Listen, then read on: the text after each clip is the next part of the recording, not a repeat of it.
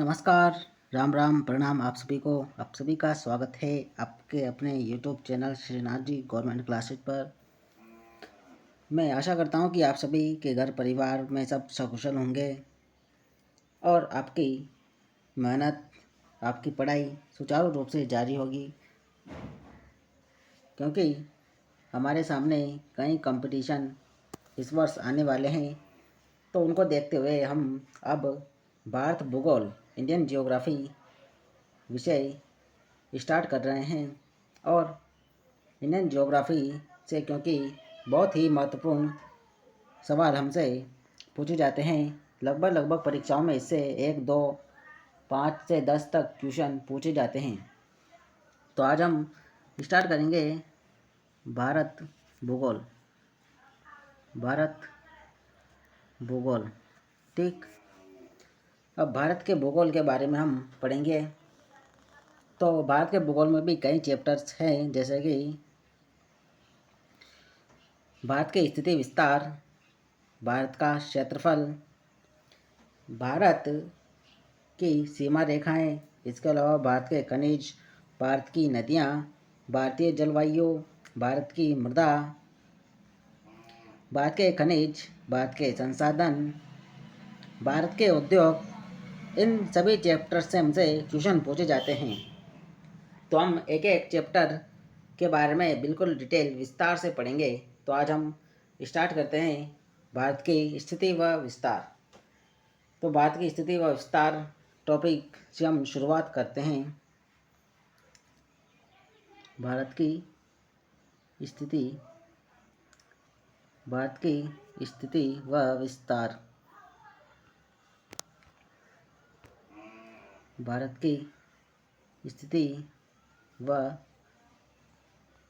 विस्तार। भारत की स्थिति व विस्तार से हम शुरू करते हैं। तो चलते हैं। सर्वप्रथम हम भारत की स्थिति व विस्तार के अंतर्गत किन किन बिंदुओं पर बात करेंगे वह देखते हैं। नंबर फर्स्ट हम बात करेंगे भारत का नामकरण, कि भारत को प्राचीन काल से अभी तक क्या क्या कहा जाता है, क्या क्या कहा गया है। उसके बाद हम देखेंगे भारत का क्षेत्रफल, क्या तो भारत का क्षेत्रफल के बारे में हम देखेंगे। नंबर 3 पर हम देखेंगे इसकी जलीय सीमाएं, जलीय सीमा। फिर हम देखेंगे भारत की स्थलीय सीमा, स्थलीय स्थलीय सीमा, ठीक। फिर हम नंबर 5 पर देखेंगे भारत के अक्षांश, अक्षांश। फिर हम देखेंगे नंबर 6 पर देशांतर, देशांतर।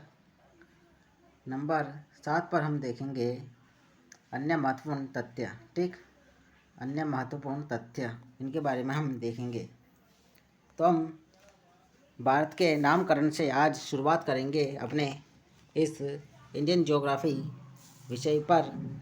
तो भारत का नामकरण,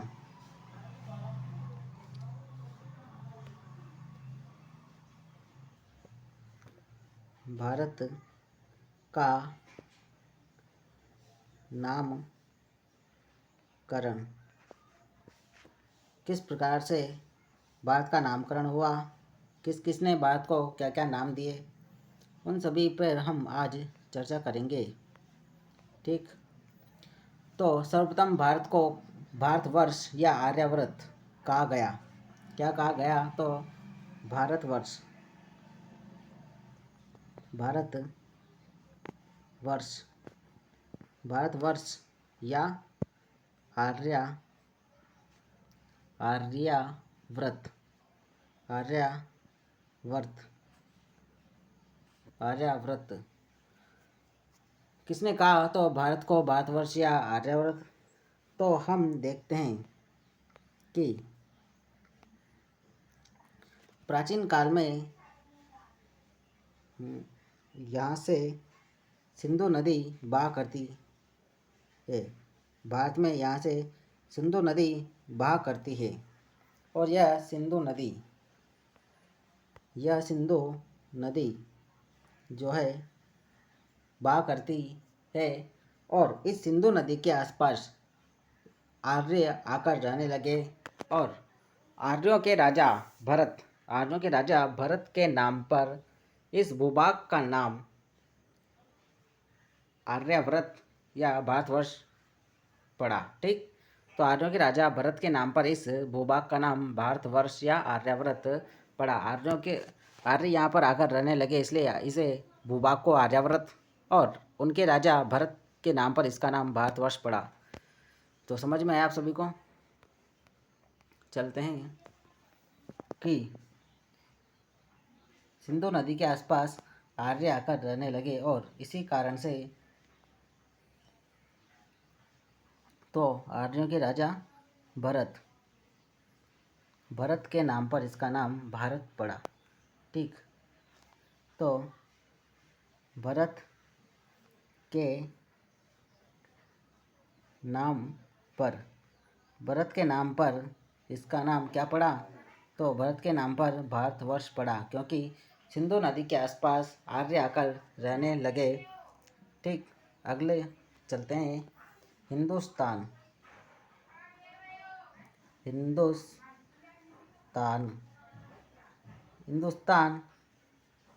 किसने कहा इसे भूभाग को? तो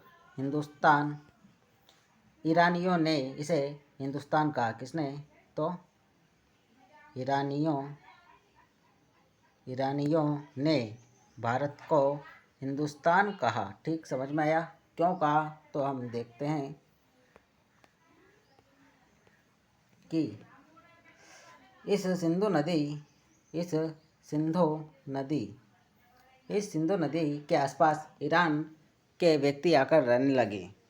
और ये ईरानी स को ह और ध को द कहते थे। यानी इनका उच्चारण कुछ इस प्रकार से करते थे कि ये स को ह और ध को द कहते थे। तो ये सिंधु नदी को हिंदू नदी कहा करते थे। इनका उच्चारण सिंधु नदी को हिंदू में होता था। तो इस कारण से इन्होंने इस भूभाग को हिंदुस्तान कहा। और इसके अलावा देखते हैं कि यहाँ भारत के इस ऊपर हिंदू कुश पर्वत श्रृंखला फैली हुई है। हिंदू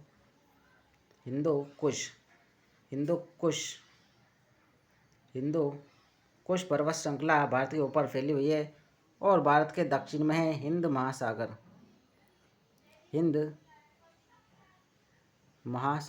ठीक, हिंद महासागर। इस कारण से इस भूभाग को जो कि कश्मीर से लेकर और ये कन्याकुमारी तक, इस भूभाग को इन्होंने हिंदुस्तान नाम दिया। क्या कहा? तो हिंदुस्तान। समझ में आया इतना? तो इस कारण से उन्होंने इसे भूभाग को हिंदुस्तान नाम दिया। ठीक, तो हिंदुस्तान ईरानियों ने कहा। इसके अलावा इंडिया, क्या? तो इंडिया किसने कहा? तो यूनानियों ने। किसने? तो यूनानियों ने इसे इंडिया कहा। क्यों? क्योंकि यूनानी सिंधु नदी को क्या कहते थे? ग्रीक भाषा में इंडस कहते थे। यूनानी ग्रीक भाषा में, कौन सी भाषा? तो ग्रीक भाषा में सिंधु नदी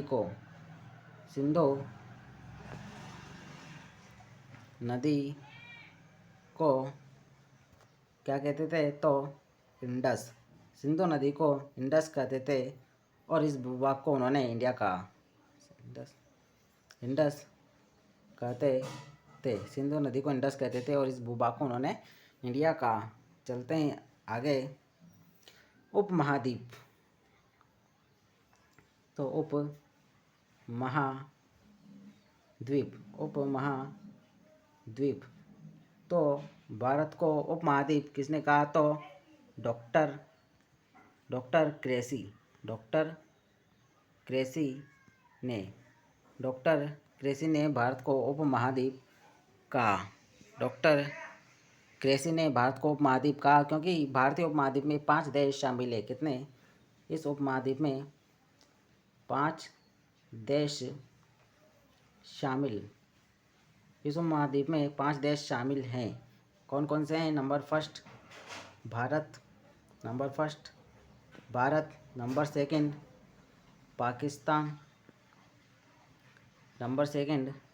पाकिस्तान, नंबर थर्ड बांग्लादेश, ठीक, बांग्लादेश। नंबर फोर्थ पे भूटान और नंबर 5 पर है नेपाल। तो डॉक्टर क्रेसी के अनुसार उपमहाद्वीप में 5 देश शामिल है: भारत, पाकिस्तान, बांग्लादेश, भूटान और नेपाल। इसलिए उसे उपमहाद्वीप की संज्ञा दी गई। ठीक, आगे हम चलते हैं कि जम्बूद्वीप इसे जम्बूद्वीप किसने कहा? तो इसे जम्बूद्वीप जैन आदि पुराण में नहीं बौद्ध ग्रंथों में इसे कहा गया है। किसमें? तो बौद्ध ग्रंथों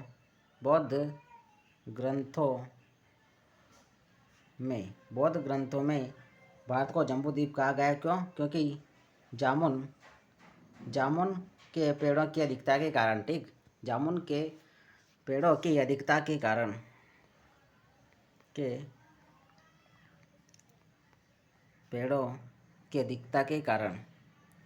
जामुन के पेड़ों की अधिकता के कारण, ठीक, इसे जम्बूद्वीप कहा गया। और उन्होंने श्रीलंका को सिहल द्वीप कहा।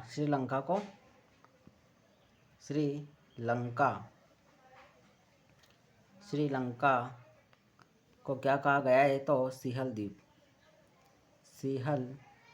द्वीप, ठीक, बौद्ध ग्रंथों में श्रीलंका को सिहल द्वीप कहा गया। अब हम देखते हैं नाभि वर्ष। तो नाभि वर्ष जैन आदि पुराण में, किसमें? तो जैन आदि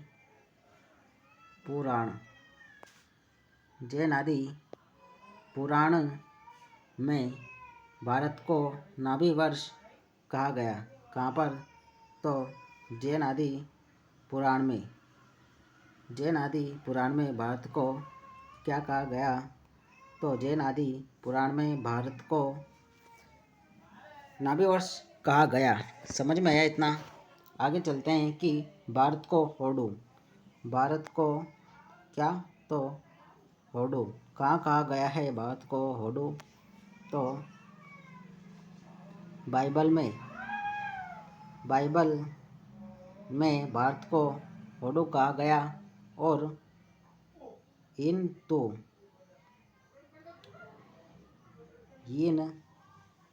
तो किसने कहा भारत को? तो चीनी यात्रियों ने भारत को क्या कहा? तो इंतु। चीनी यात्रियों ने भारत को इंतु कहा। इसके अलावा अल हिंद, तो भारत को अल हिंद किसने कहा? तो भारत को अल हिंद अल बरूनी ने अपनी किताब तहकीक उल हिंद में, अल बरूनी ने अपनी किताब कौन सी? तो तहकीक उल हिंद में भारत को क्या कहा? तो अल हिंद, भारत को अल हिंद कहा तहकीक उल हिंद में। इसके अलावा भारत के अन्य प्राचीन नाम कौन कौन से हैं? तो अन्य प्राचीन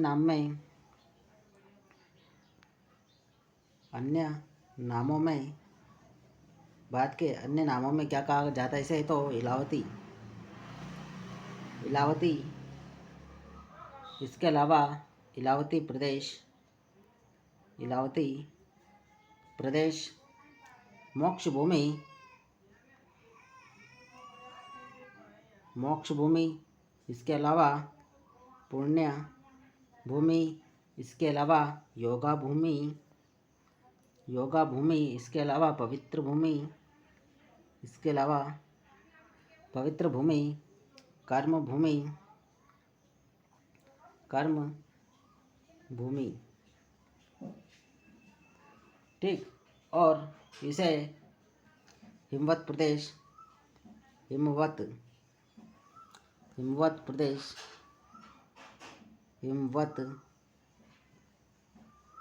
प्रदेश, हिमवत प्रदेश, इसके अलावा विश्व गुरु,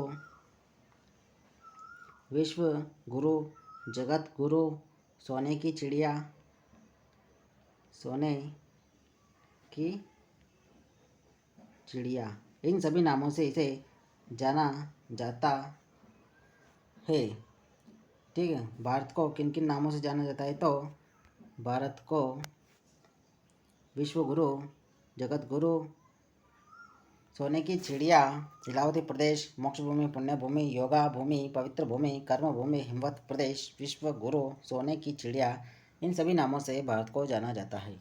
समझ में आया इतना सभी को? अब हम देखते हैं कुछ महत्वपूर्ण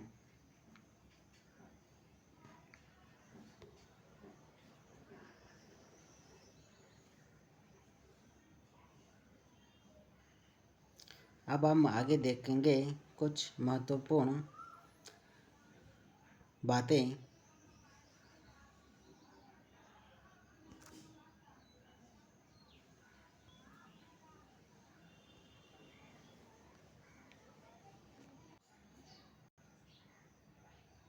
तो देखिए, आपको यह विश्व मानचित्र नज़र आ रहा है। विश्व मानचित्र, यह आपके सामने है विश्व मानचित्र।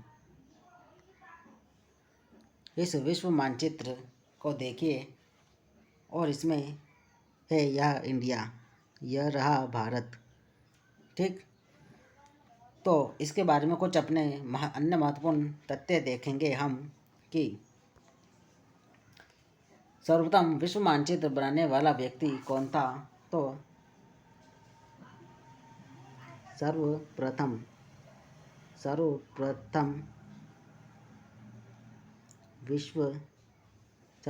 विश्व मानचित्र बनाने वाला, सर्वप्रथम विश्व मानचित्र बनाने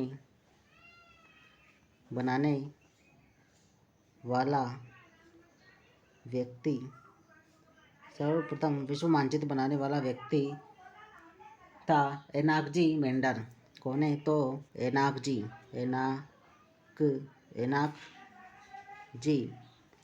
मेंडर।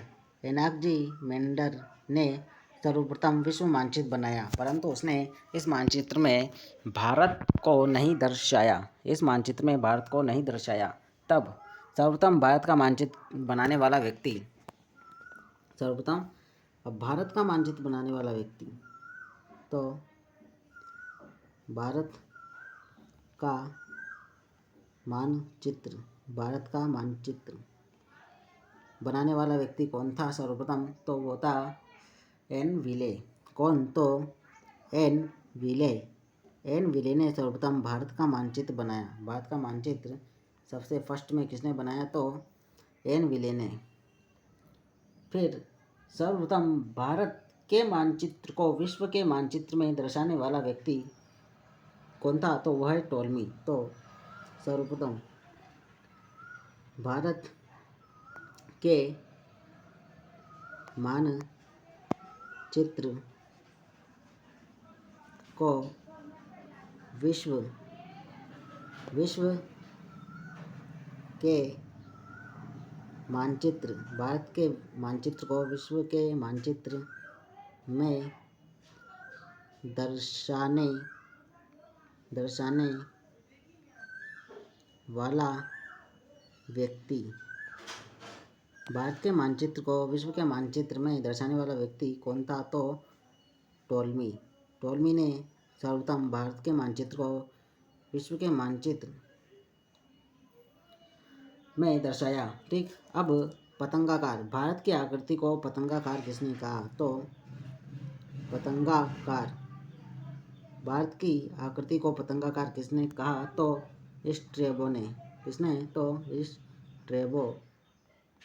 स्ट्रैबो ने। ठीक, तो एक बार हम दोबारा से यह सभी वार्तालाप देखते हैं।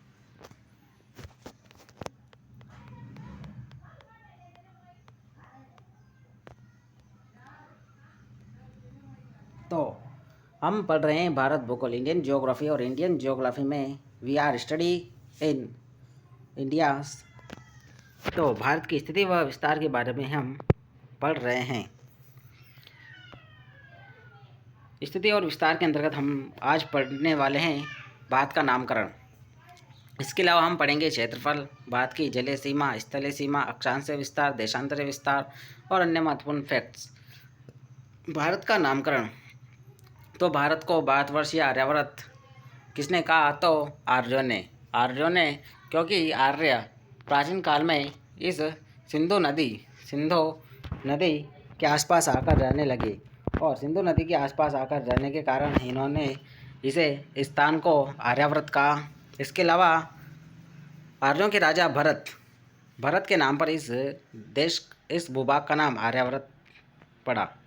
हिंदुस्तान। तो ईरानियों ने इसे हिंदुस्तान कहा, क्योंकि ईरानी सिंधु नदी के आसपास आकर रहने लगे और ये स का उच्चारण ह व ध का उच्चारण द से करने लगे, तो इस कारण सिंधु को यह हिंदू कहने लगे और इस भूभाग को हिंदुस्तान। ठीक, इसके अलावा उत्तर में हिंदू कुश पर्वत श्रृंखला है भारत के, और दक्षिण में हिंद महासागर। इस कारण भी यह इसे हिंदुस्तान कहने लगे। भारत को इंडिया किसने कहा? तो यूनानियों ने, क्योंकि ग्रीक भाषा में यह सिंधु नदी को इंडस कहते थे।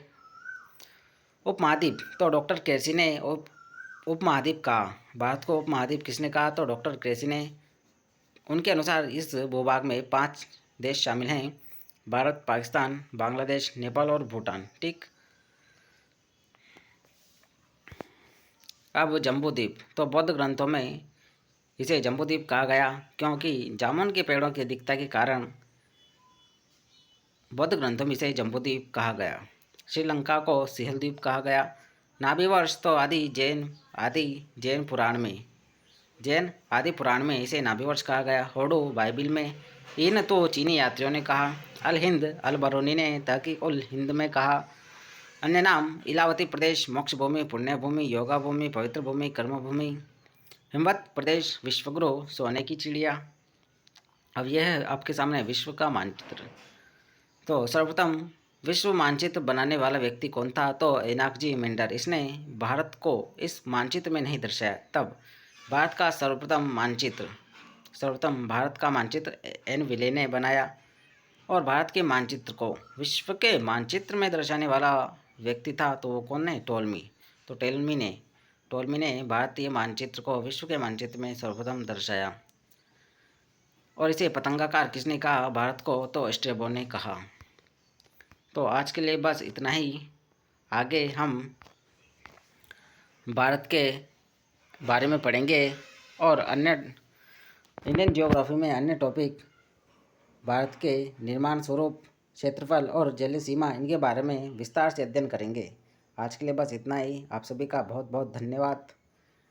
आपको यह वीडियो पसंद आती है तो प्लीज़ लाइक कीजिए, कमेंट कीजिए, सब्सक्राइब कीजिए, और कोई भी डाउट हो तो हमें आप कमेंट कर सकते हैं।